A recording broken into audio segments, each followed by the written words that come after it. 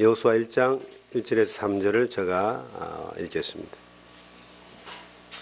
여호와의 종 모세가 죽은 후에 여호와께서 모세의 수종자 눈의 아들 여호수아에게 말씀하여 이르시되 내 종 모세가 죽었으니 이제 너는 이 모든 백성과 더불어 일어나 이 요단을 건너 내가 그들 곧 이스라엘 자손에게 주는 그 땅으로 가라.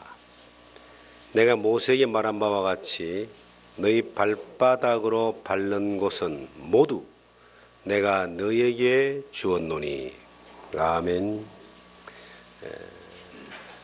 여호수아 1장 1절에서 3절의 말씀을 통해서 더불어 일어나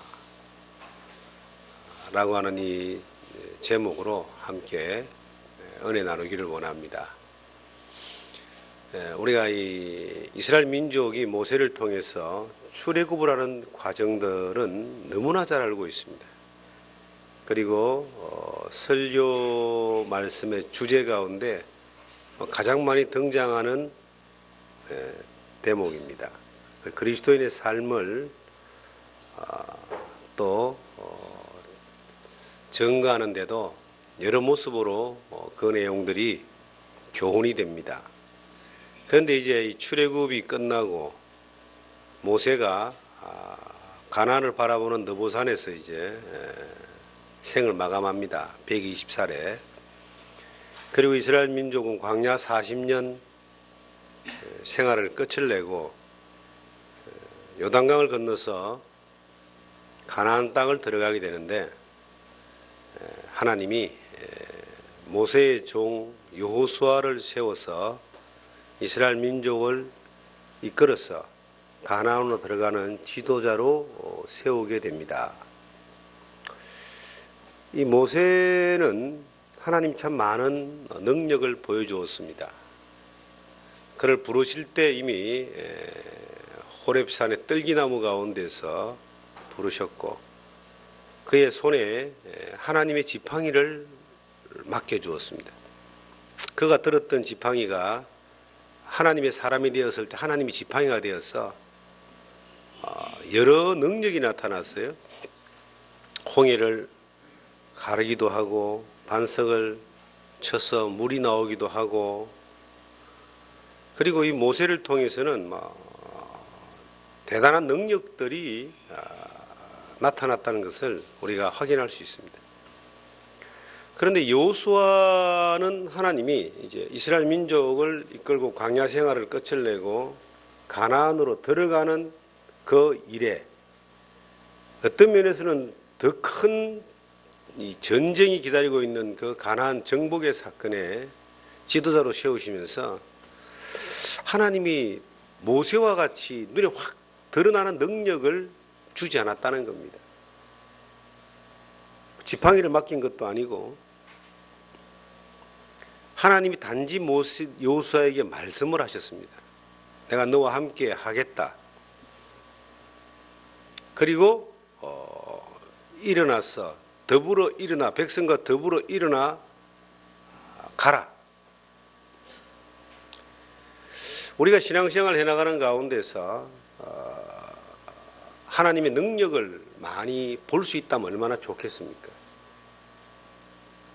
기적을 참 많이 경험할 수 있다면 얼마나 좋겠습니까? 그런데 눈에 보이는 기적과 능력을 우리가 기대하기보다는 여호수아와 같이 하나님의 말씀이 능력이 되는 것을 경험할 때 더 큰 역사를 볼 수 있습니다. 여호수아는 하나님의 말씀을 따라서 움직이는 그 순종의 걸음이 얼마나 놀라운 능력이 되는가를 증명한 사람입니다. 모세는 아직 하나님을 많이 알지 못했기 때문에 눈에 보이는 능력이 필요했습니다. 지팡이를 던지니까 뱀이 되고요. 다시 잡으니까 지팡이가 되고 10가지의 그 애굽에서의 재앙을 통해서 하나님을 신뢰할 수 있도록 그렇게 하나님이 모세와 이스라엘 백성들에게 능력을 보여주었습니다. 그것이 성숙한 신앙일까? 결코 그것이 성숙한 신앙이 아닙니다. 믿음이 없기 때문에 하나님이 보여주어서 믿게 만들어준 거죠. 이것은 순종하고 자발적으로 하나님의 말을 신뢰하여 따라가는 성숙한 믿음이 아니라 믿음이 없기 때문에 뭔가 보고 따라가는 거예요. 그래서 이스라엘 백성들은 끊임없이 광야에서 배반하고 하나님이 또 능력을 보여주고 원망하고 보여주고 하나님 많은 걸 보여주었습니다. 그래도 이스라엘 민족이 광야에서 40년을 살 수밖에 없도록 하신 것은 그들이 믿음 없음에 대한 하나님의 말씀을 믿지 못한 것에 대한 그 징벌이었습니다. 그런데 여호수아를 이렇게 보면은 하나님이 특별하게 크게 보여준 능력이 없어요. 항상 하나님 말씀을 하시는 거예요. 말씀을. 더불어 일어나 가라 그랬습니다. 가면은 내가 너와 함께 해서 너를 지키고 인도하여 가나안 땅에 들어가게 할 것이다. 그래서 모세가 이스라엘 민족을 이끌고 홍해를 건널 때는 이 홍해가 갈라진 그 자리를 건너가게 했습니다. 그런데 여호수아도 또 이스라엘 민족을 이끌고 가나안으로 들어가기 위해서는 요단강을 건너야 됩니다. 요단강을 건널 때는 요단강을 갈라지게 해놓고 난 뒤에 건너라고 하지 않았다는 거죠. 요단강이 평소에는 물이 별로 없는데 그때는 물이 범람할 때였습니다. 더 어려운 환경이 앞에 온 거예요. 물을 갈라놓고 건너라 해도 갈까 말까인데 물이 더 범람해가지고 건널 수 있는 마음조차도 없을 정도로 포기할 정도로 어려운 상황을 만들어 놓고 제사장들로 하여금 앞에 서게 만들고 그냥 발을 디디고 건너가라 그럽니다. 그런데 놀라운 것은요, 여호수아를 따랐던 여호수아에게 말씀하셨던 하나님의 말씀을 따랐던 그 제사장들과 백성들이 언약궤를 메고 발을 요단강에 딱 대는 그 순간 물이 갈라지더라는 거죠. 이게 뭔 차이일까요? 이게 신앙의 미숙과 성숙함의 차이입니다. 신앙이 미숙한 사람들은 뭔가를 봐야지만 갑니다. 그런데 성숙한 사람은 안 봐도 내가 믿는 하나님이 말씀하셨으면 갑니다.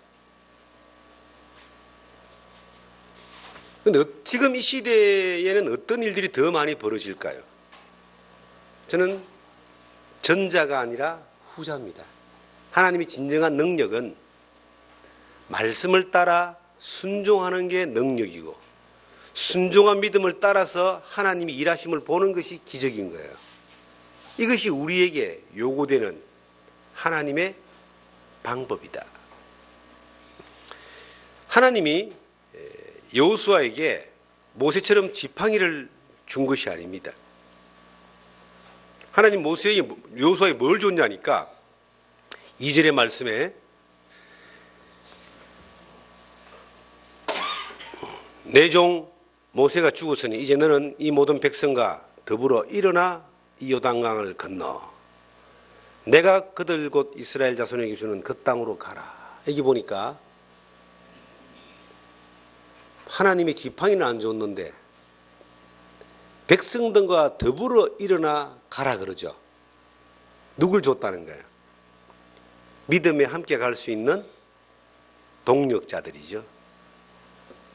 백성들과 더불어 일어나 가라. 이 더불으라라고 하는 말이 굉장히 의미 있는 단어입니다. 신앙생활을 혼자 할 수 없어요. 아무리 뛰어나고 위대한 사람이라 할지라도 혼자 하나님의 일을 할 수 없습니다. 하나님은 예수 그리스도 이후에 죽으시고 부활하신 이후에 이제 오순절날 성령이 임함으로 교회의 시대가 시작됩니다.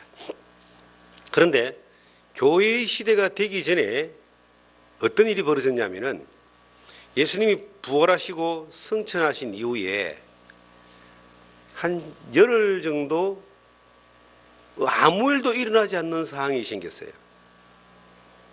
성령이 오신다는 성령이 이제 아직 임하지 않았을 때에 예수 그리스도의 능력을 본 사람들이 성령이 오신다는 걸 기다리면서 무슨 일을 했는가? 아무 일도 일어나지 않는 잠잠한 그때에, 정말 이 새벽이 오기 전에 칠흑 같은 어둠이 있는 그때에, 아직 교회 시대가 시작되지 않았던, 오순절 성령이 임하지 않았던 그때에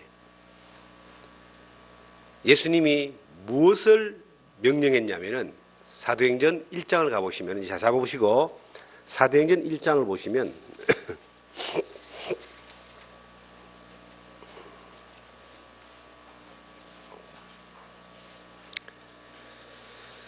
(4절에) 사도와 함께 모이사 그들에게 분부하여 이르되 예루살렘을 떠나지 말고 내게서 들은 바 아버지께서 약속하신 것을 뭐하라고요?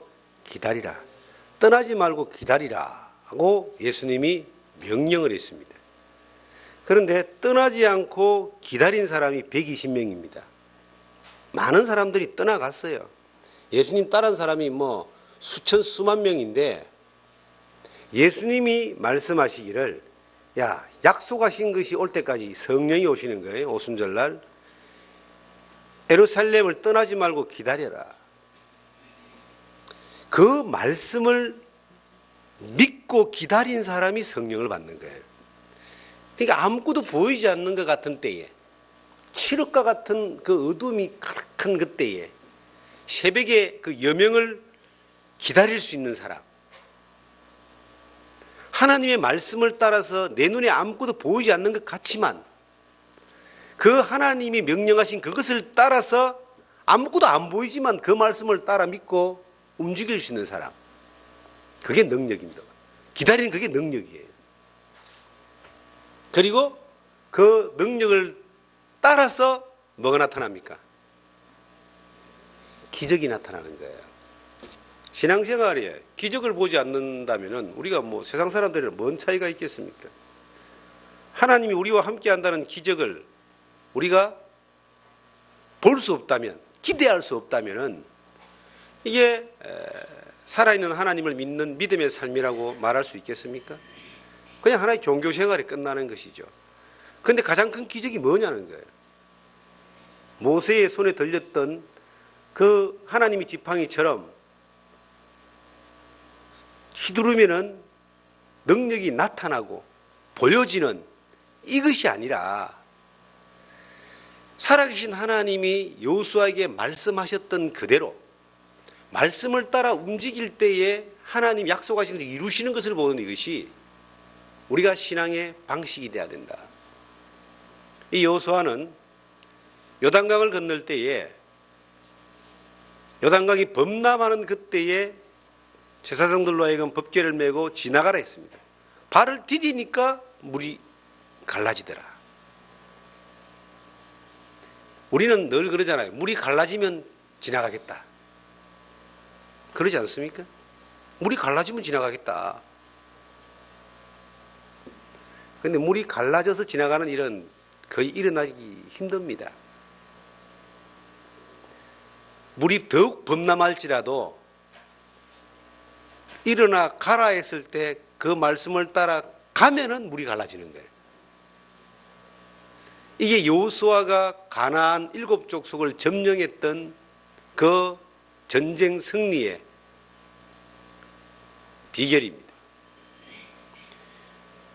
여호수아가 이스라엘 민족을 이끌고 이제 요단강을 건너서 가나안을 들어가는데 가장 먼저 맞닥뜨린 성이 여리고 성입니다. 이 여리고 성은 가장 견고한 성이었습니다. 전쟁해가지고 점령하기는 힘든 전쟁이었습니다. 그런데 하나님이 말씀하십니다. 여리고 성을 하루에 한 바퀴씩 돌아라. 여호수아는 그냥 이스라엘 백성들을 데리고 여리고성을 하루에 한 바퀴씩 돌았어요. 그리고 마지막 7째 날 7바퀴 돌아라. 7바퀴를 또 돌았어요. 그리고 고함을 쳐라. 고함을 딱 쳤는데 여리고성이 무너져 버렸습니다. 하나님이 야, 그렇게 하면은 미리 가르쳐 주고 돌아라 하지 않고 그냥 돌아라 그러는 거예요. 그 거대한 여리고성을 이길 수 있는, 무너뜨릴 수 있는 방법은 하나님의 말씀대로 행동하는 거였습니다. 다른 말로 순종이 능력이라는 거예요. 그러면 기적이 나타납니다. 하나님 역사가 나타납니다. 우리가 살아가는 삶의 방식 가운데서 우리는 너무나 보여져야지만이 가는 그런 데에 익숙해져 있습니다. 합리주의죠. 계산. 우리가 이 세상을 살면서 배워왔던 방식입니다. 보여져야만이 가고 가능성이 있어야지 가고 또 내가 감당할 수 있어야 간다라고 하는 그러한 생각들을 우린 늘 가집니다. 그것이 세상적으로 살아오면서 익숙한 것이고 결코 잘못된 것이 아니라 할지라도 믿음의 방식은 뭐냐? 하나님의 능력을 보는 방식은 뭐냐? 가나안을 점령하는 방식은 뭐냐? 내게 가능성이 없어 보여도 하나님이 하라 하시면 가는 겁니다. 오늘 우리가 교회에 몇 분의 직분자를 세웁니다. 참 직분자를 세운다는 것은 상당히 정사스러운 일이기도 하지만 부담스러운 일이기도 합니다. 그것을 결정하는 것도 부담스럽고 또 세우는 것도 부담스럽고 그리고 그 이후의 사항들도 부담스러울 수 있습니다. 그런데 어떤 사람을 세워야 되는가? 성경에 디모데전서에 보면은 교회의 어떤 일꾼을 세운다라고 하는 것은 신중한 어떤 기준이 있지만 모든 기준 위에 저는 믿음의 순종이라고 하는 이것이 최고의 기준이라고 난 봅니다. 일상의 삶 가운데서 우리가 아주 단순한 것에 대하여 순종하지 않는 사람이 어떤 큰일을 순종할 수 있겠습니까? 일상의 삶 가운데서 아주 단순한 부분이 믿음의 삶의 방식이 아닌 사람이 교회의 일꾼이 된다라고 하는 것은 이거는 참 어려운 일입니다. 목사는 말할 것도 없고 장로나 권사나 이 교회 중직을 맡으신 분들은 삶의 어떤 방식이 나 중심이 아니라 하나님 말씀 중심이 돼야 되고 말씀을 따라 움직일 때에 나타난 역사를 보는 것을 우리가 생활의 태도가 돼야 된다는 겁니다. 저희가 지난 1년 동안 2016년 1년이 지나오면서 월 1회씩 복음전도 집회를 했습니다.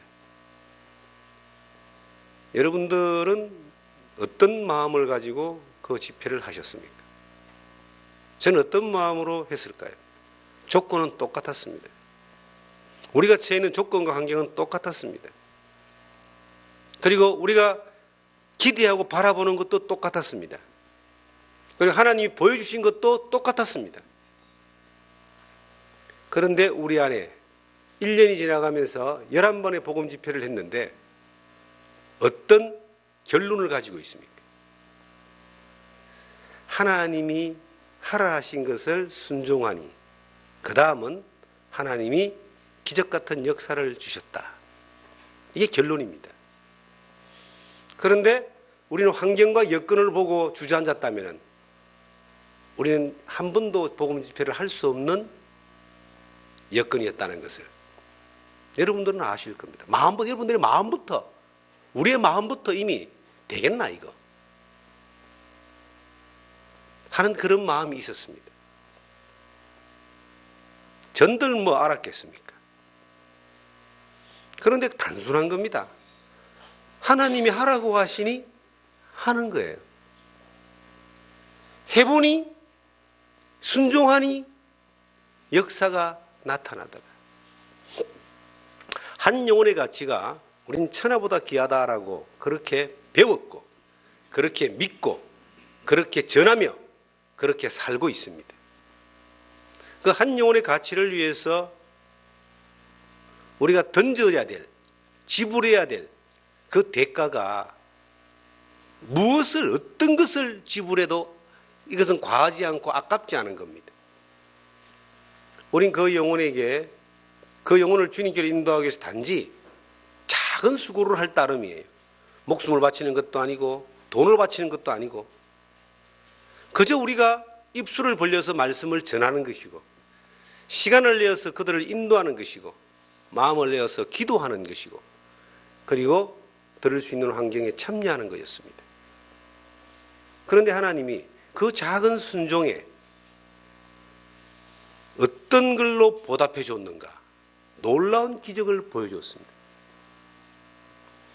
그 기적을 경험한 사람들에게는, 그것을 하나님께 감사하고 영광을 돌릴 수 있는 사람들에게는 반드시 뭐가 있었느냐? 믿음에 순종했던 과정이 있었다는 거예요. 복음 집회를 할 때에 저는 되도록이면 집회를 한다라고 하고 난 이후에 사람이 몇 사람이 올 것이다, 어떨 것이다 하는 것을 안 들으려고 애를 씁니다. 늘 궁금하죠. 들을 사람이 있어야 되니까. 그런데 즐겁게 희망적인 이야기를 듣고 안 되는 경우에 더 실망할 수 있고 아예 희망이 없는 상황 가운데서 진행할 수도 있습니다. 그런 마음이 굉장히 무거워요. 그래서 되도록이면 안 들으려고 그래요. 뭐 이야기해 주면 듣지만. 그런데 항상 기대하는 것이 있습니다. 하나님, 어떤 일을 하실지 참 기대가 됩니다. 어떤 사람을 보내줄지, 어떤 사람을 듣게 할지, 어떤 사람이 복음을 깨닫게 될지, 어떤 사람이 하나님의 영광이 나타나게 될지 기대하는 마음을 감출 수가 없습니다. 그리고 기대하고 기도하는 가운데 진행을 합니다. 그저 순종하는 거예요. 한 사람이 와도 순종하고 아무도 오지 않아도 순종하고 그저 도구니까. 그런데 그 다음에 일어나는 일들은 하나님 보여주시는 그 기적은, 역사는 반드시 이렇게 어떤 모습이든 간에 따라오고 다가오는 겁니다. 늘 우리 앞에는 뭐가 있느냐? 요단강이 있습니다. 신앙생활은 홍해를 빠져나오는 것이 이게 다가 아니고 가나안으로 들어가는 것이 이게 성숙이라 그러거든요. 물론 뭐 특별한 의미를 절대적인 의미를 부여할 수 없지만은 홍해를 빠져나오는 것은 우리가 죄 사함 받고 구원받는 것이라 그럽니다. 애굽에서 벗어나는 거예요. 사탄의 권세에서 벗어나는 겁니다. 예수 그리스도의 피로 죄 사함 받고 돌아갈 수 없는 바다를 건너와 버린 겁니다. 그리고 신앙의 여정을 우리가 가나안이라고 하는 그 안식처, 천국을 가나안으로 많은 부분을 이렇게 설명하기도 합니다만은 우리가 예수 그리스도 안에서 성숙한 믿음의 삶을 살아가는 그러한 세계를 가나안이라고 볼 때에 이 광야라고 하는 이 과정을 필연적으로 겪게 됩니다. 광야는 헤매는 곳입니다. 고생하는 곳입니다. 의심과 하나님의 능력과 좌절과 고생과 가운데서 구름기둥과 불기둥의 인도를 받는 수많은 훈련의 장소가 광야입니다. 하나님을 얼마나 우리가 알고 신뢰하느냐라고 하는 것을 시험하는 장소가 광야입니다. 그런 광야를 우리가 누구든지 살게 됩니다. 그리고 아마 신앙생활 전체가 그 광야의 생활일 수도 있습니다. 그런데 광야 생활을 접고 이제 그런 수많은 하나님의 돌보심과 은혜와 우리가 좌절과 어리석음과 넘어짐을 경험하고 난 이후에 이제 하나님의 성숙한 신앙으로, 성숙한 믿음으로 나아갈 때에 단순히 하나님이 말씀하신 것을 따라 움직일 수 있는 이게 이제 기적을 동반하게 됩니다. 신앙이 성숙했다는 말은 뭡니까? 뭐 교회 생활 잘한다라고 하는 그런 의미라고 할 수 있겠지만 더 큰 의미는 내가 믿는 하나님을 더 많이 안다라고 하는 거예요. 내가 믿는 하나님에 대한 크기가 더 크기 때문에 하나님을 신뢰하는 폭이 더 크다라고 하는 거예요. 하나님을 신뢰하는 믿음이 커지는 것이 신앙이 성숙한 것입니다. 하나님이 나를 책임지시고 인도하시며 천국까지 데리고 가는 것은 이거는 그 약속은 두말할 것 없이 이 땅에 살아가는 삶 가운데 그분이 내게 말씀하신 그 약속하신 것을 내가 그대로 따라 순종할 수 있을 때에 약속 이후에 오는 능력을 경험할 수 있다는 거예요. 저도 어리석고 연약한 사람 중에 한 사람이지만 기본적인 태도는 하나님이 말씀하시면 저는 무조건 예스입니다. 어떤 대가를 지불해도 하나님이 말씀하시면 예라고 반응할 자세를 가지고 살아갑니다. 하나님이 여호수아에게 말씀했습니다. 더불어 일어나 가라. 하나님이 사도행전에 예수 그리스도가 부활하시기 직전에 약속한 성령이 오기까지 너희는 아무 데도 가지 말고 예루살렘에 모여 있으라 그랬습니다. 그런데 다 가버렸어요. 120명만 남았어요. 하나님의 놀라운 기적을 경험한 사람은 120명이다. 그들이 근데 모여서 뭘 했느냐? 자, 옆에 보겠습니다. 14절에 여자들과 예수의 어머니 마리아와 예수의 아우들과 같이 있습니다. 더불어 사도행전 1장 14절입니다. 더불어 마음을 같이하여 오로지 기도에 힘쓰더라. 더불어 함께 있었다. 누구와? 하나님의 말씀에 순종하는 사람들과 더불어 있었다는 거예요. 신앙생활에 우리가 좋은 비결이 있습니다. 자기가 하나님 말씀에 이끌림을 받아 쓰임받는 사람은 두말할 것 없이 많은 사람들을 성장할 수 있도록 또 도우고 섬기는 일들을 하게 되겠죠. 그런데 연약한 사람이라 할지라도 하나님의 말씀이 순종되어지고 역사되어지는 그 가운데 더불어 있는 사람은 신앙생활 잘할 수 있습니다.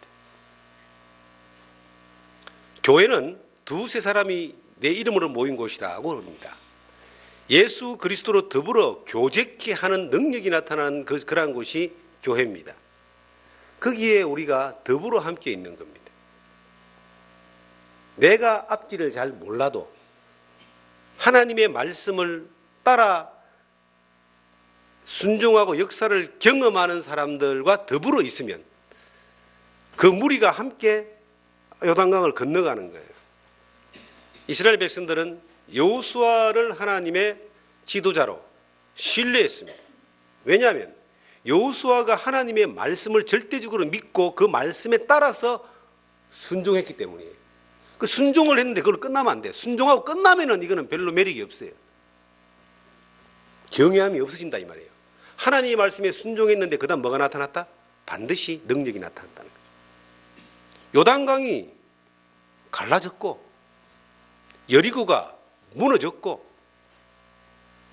수많은 전쟁 가운데서 실패 가운데서도 하나님은 여호수아를 통하여 이스라엘 민족에게 하나님의 그 말씀과 하나님의 경고를 보여준 겁니다. 역사를 보여준 겁니다. 아이성에서 아간의 범죄로 말미암아 이스라엘이 전쟁에서 실패했을 때도 하나님은 여호수아에게 말씀하셨고 여호수아는 그 말씀대로 아간을 처리했습니다. 인간적으로 쉽지 않았을 겁니다. 그래 했는데 하나님의 능력이 나타나더라. 우리가 이 교회가 우리 하나님을 신뢰하고 하나님을 더 많이 능력을 경험하는 것은요, 그건 방법이 간단해요. 하나님의 말씀에 따라서 순종하는 능력이 나타나면 하나님의 역사를 경험하는 능력은 많이 보게 되는 겁니다.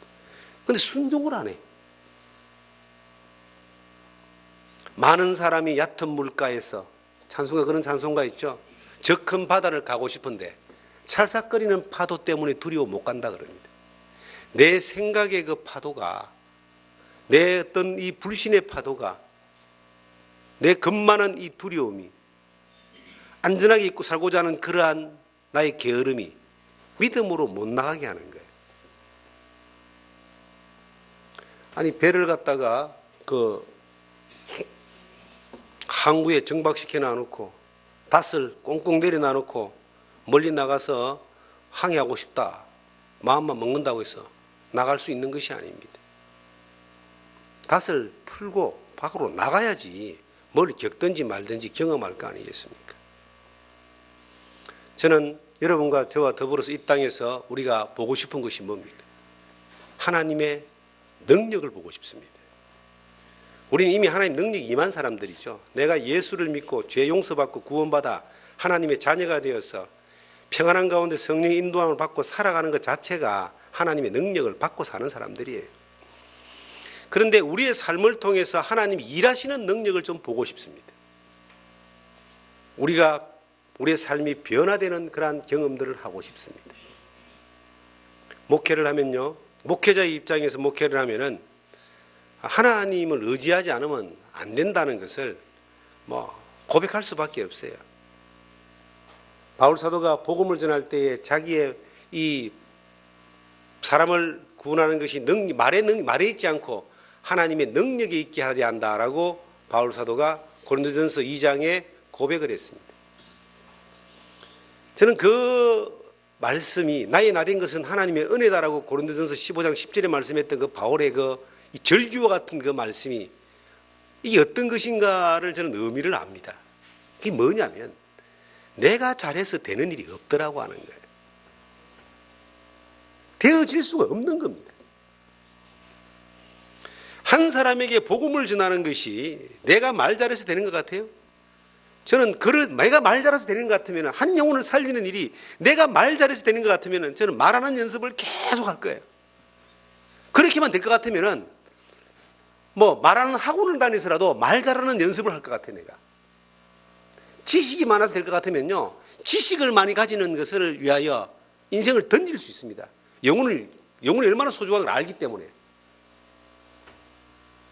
돈 많아가지고 돈 가지고 사람들 영혼을 살리는 일들에 만약에 그게 가능하다면 돈 버는 일을 위해서 아마 인생을 던질 겁니다. 그런데 제가 주님을 따르면서 배웠던 것은 그걸로 되는 게 아니라는 거예요. 오직 하나님의 능력으로 되는 겁니다. 성령의 능력이 나타나지 않으면 안 되는 거예요. 바울 사도가 그걸 알아낸 겁니다.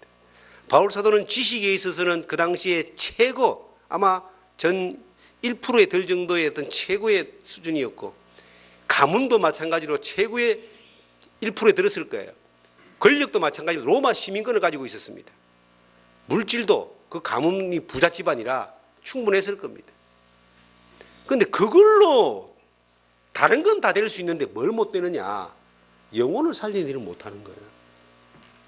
하나님이 가장 기뻐하시는 뜻인 생명을 살리는 일은 그걸로 안 되는 거예요. 그래서 바울 사도는 그 모든 것들을 배설물로 여기고 그리스도를 아는 것을 가장 고상하게 여겨서 그것만을 바라보면서 표대를 향해서 갔다라고, 그렇게 바울이 우리 앞선 믿음의 이 선배 되신 바울이 고백을 한 것을, 그 의미가 뭔가를 저는 압니다. 해보니까 하나님의 능력이 나타나지 않으면 아무것도 안 된다.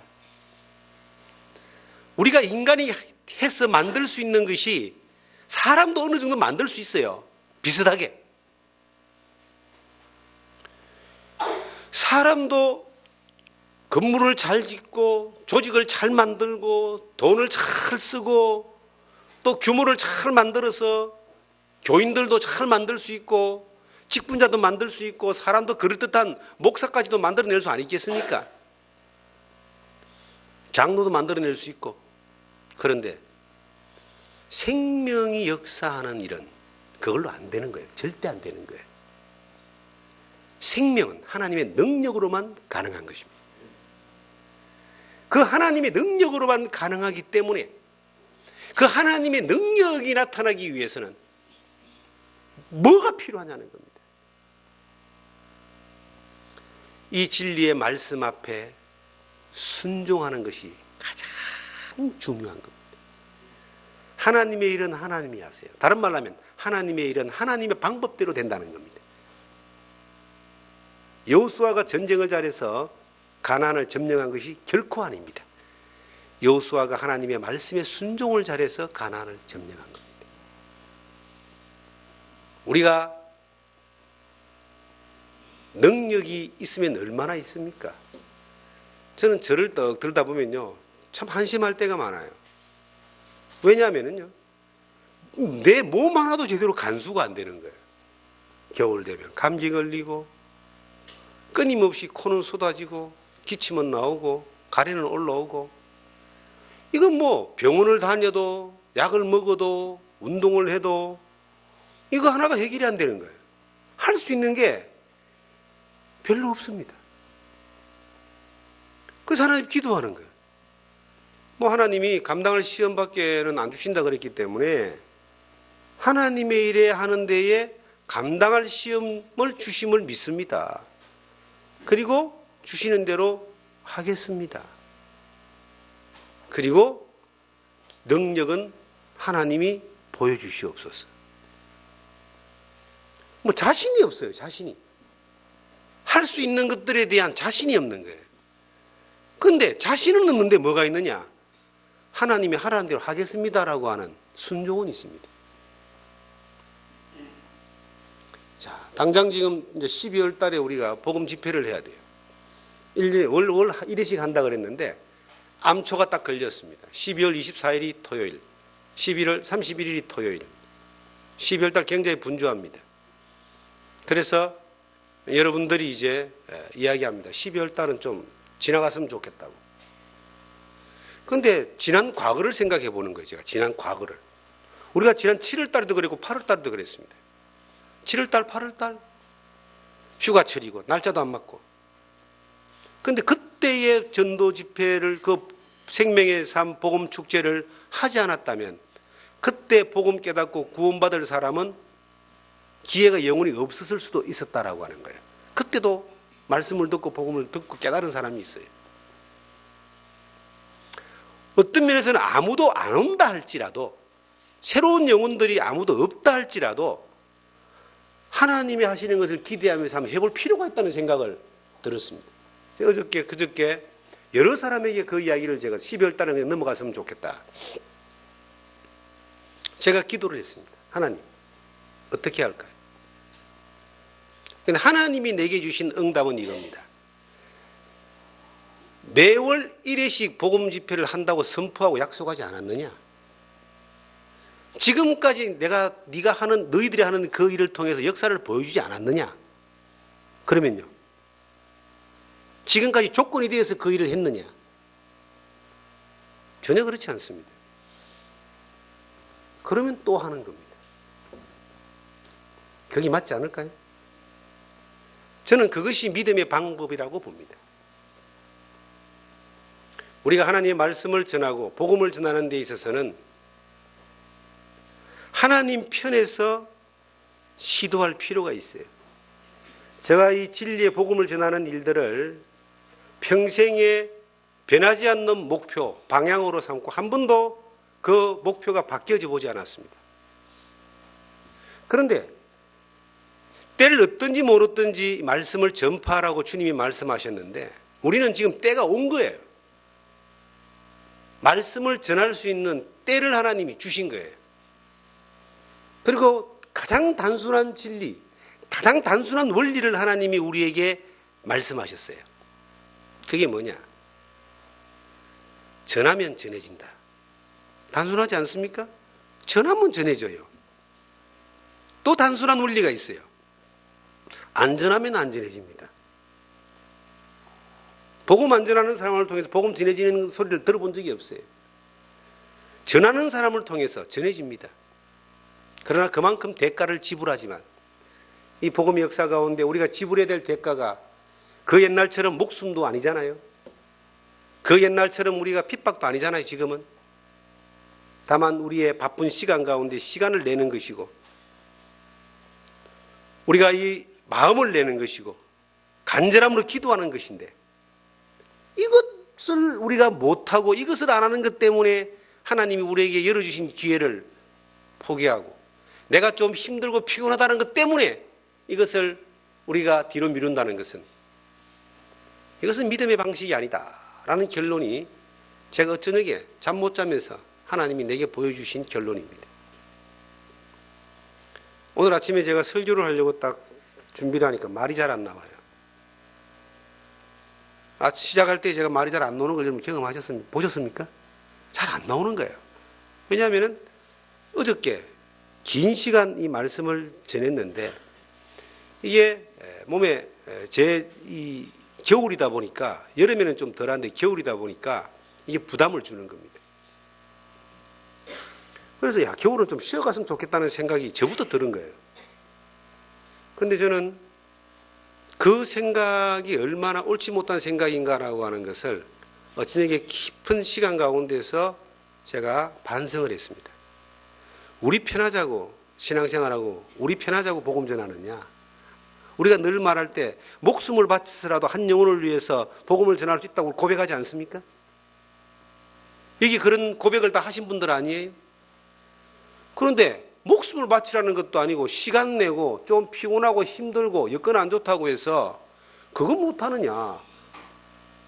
말씀대로만 순종하면 약속대로만 순종하면 역사는 내가 한다고 그러는데 왜 네가 걱정하냐. 이렇게 주님이 말씀하지 않을까요? 가나안을 들어가는 것은 하나님 약속한 것입니다. 약속한 것을 더불어 일어나서 가면은 그것을 네 발이 닿는 곳은 다 너에게 주겠다. 그 약속을 하나님이 아브라함에게 하신 약속을 모세에게 하신 약속을 여호수아에게 다시 약속하셨을 때 그 약속을 따라 여호수아는 그 믿음으로 그대로 전진한 거예요. 어떤 상황과 여건에도 전진했습니다. 전진하다가 한번 실패해서 아이성에서 그 실패마저도 하나님의 능력이고 하나님의 역사였어요. 저희들이 복음을 전하는 가운데서 사람의 어떤 이 변화를 기대합니다. 복음뿐만 아니라 복음을 듣고 예수 그리스도의 믿음 안에 들어온 사람들을 진리의 말씀으로 가르치고 양육하고 성장하는 그러한 일들을 이제 계속하고 있는데 이것 또한 절대적으로 하나님의 능력이 아니면 안 된다는 것을 보여주시는 거예요. 말 잘해가지고 설득 잘해가지고 이게 공부 잘 가르쳐가지고 사람이 믿음의 사람 돼버린다면은 얼마나 좋겠습니까? 그런데 그건 아닙니다. 그 모든 과정 가운데 절대적인 것이 하나님의 능력입니다. 여러분과 제가 더불어서 성령의 능력 가운데서 충만함을 입어 하나님의 말씀에 순종함을 경험하면서 일어나 요단을 건너서 여리고를 향하여 나아갈 때에 그 넓은 깊은 그 주님의 세계의 능력을 경험하게 됩니다. 나아가야 됩니다. 더불어 일어나 같이 가야 되는 겁니다. 여러분과 제가 같이 가야 되는 겁니다. 하나님은 한 영혼이 주님께 돌아올 때에 가장 큰 기쁨을 표시했습니다. 누가복음 15장에 하나님의 최고의 기쁨을 누가복음 15장이 여러 모습으로 설명하고 있는데 이런 양을 찾는 것과 잃어버린 돈 드라크마를 찾은 여인의 그 태도 그리고 돌아온 탕자에 대한 아버지의 태도를 통하여 잃어버린 것을 찾는 그것이 하나님의 최상의 기쁨이라는 것을 누가복음 15장의 세 가지의 그 사건에 대한 비유를 통해서 우리에게 보여주고 있습니다. 왜 동일한 내용을 세 가지의 사건을 통해서 반복적으로 설명을 하면서 하나님의 마음을 설명했느냐? 우리도 그 마음을 가지기를 원하는 거예요. 우리가 그 마음이 있기를 원합니다. 여러분과 제가 있는 환경이 복음이 전해지고 주의 말씀을 따라가는데 가장 어려운 환경입니까? 목회하기에 어려운 환경에 있다라고 하는 목회자들을 봅니다. 그런데 목회하기 어려운 환경은 없어요. 어떤 목회지도 정말 주의 복음과 하나님 말씀대로 살려면 어려움은 항상 있습니다. 내가 하나님 앞에 어떤 믿음으로 그 믿음의 길을 가느냐가 이것이 가장 중요한 거예요. 자, 우리는 착각할 수가 있습니다.